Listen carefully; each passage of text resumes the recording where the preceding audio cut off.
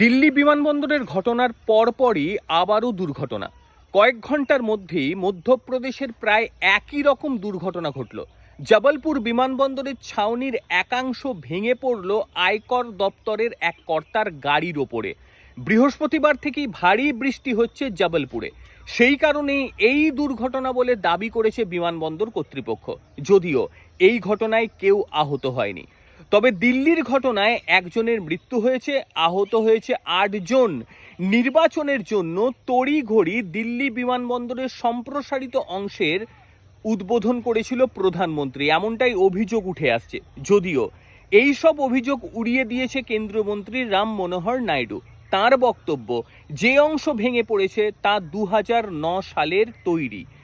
একই সঙ্গে মৃতের পরিবারের জন্য ২০ লক্ষ টাকা, আহতদের ৩ লক্ষ টাকা ক্ষতিপূরণ দেওয়ার কথাও ঘোষণা হয়েছে।